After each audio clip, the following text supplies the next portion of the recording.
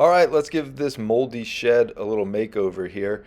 It's not that hard to do. It is an aluminum shed, so it's pretty easy to clean as well as paint.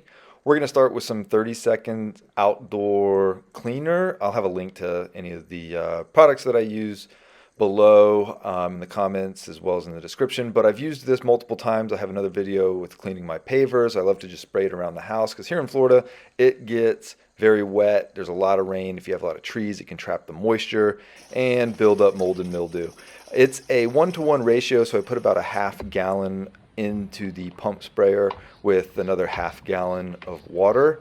To dilute it, you can make it stronger if you want, but for this project, I didn't feel like I needed a really heavy ratio.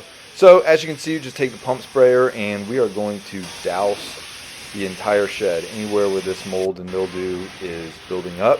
And this is going to be something even after the makeover I'm going to have to do pretty regularly. There's not a lot of trees in this area. There used to be a big oak tree covering it. There's a lot of bamboo behind it. But then we're just going to take this scrubber, or this brush, if you will, and I'm going over obviously all of the mildew and mold, but I'm kind of spraying it once again at the same time to keep it wet and just make the cleaning a lot easier, which it came off quite easily. Now I am going to use a paint sprayer for the painting portion. So with that, if you've never used one before, they're super simple to use, but they spray, there's tons of overspray on them. So you have to cover everything. So tarps everywhere. This is some painter's plastic as well as some painter's tape. We're just going to cover anything that I don't want getting painted. Now, the trim, that brown trim there, is going to be painted a different color, but I'm not too worried about it right now. I'm just going to overspray it and then repaint it a different color later.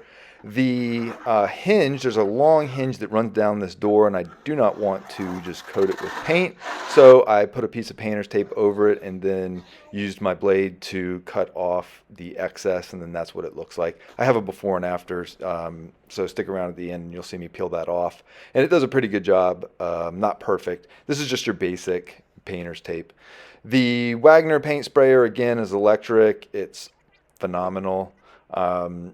Sometimes I'll put about 10% water in with the paint. I didn't this time because because the paint was a little bit runny and because it's aluminum, and when spraying it, it's almost the same color. Ironically, it's not, but it looks almost identical to the paint that I have in the hopper there, which is the color on my house. It's called a toasty gray.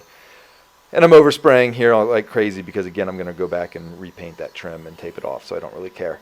But in any event, the paint was, the aluminum from a shed doesn't absorb like wood does, so I didn't feel it necessary at all to mix it. It was already thin, and I don't want it any thinner because, again, like wood, if you're painting a wood shed, then it'll absorb a lot better than the aluminum does, which isn't at all.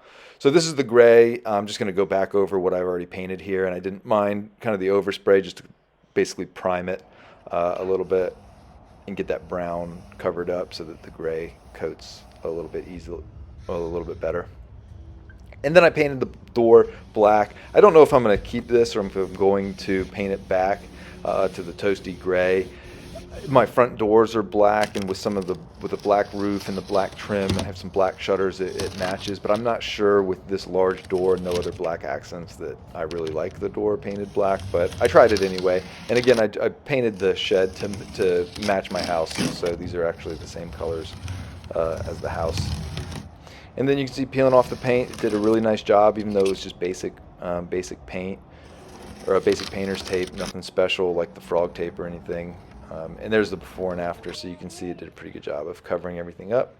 That's the before, and that's the after. So let me know, what do you think? Don't forget to like and subscribe. This was part of a bigger project for a yard transformation that I did to make sure that the whole thing was looking good. You can see the yard transformation there, and I look forward to being a resource for you. Reach out anytime with questions or concerns.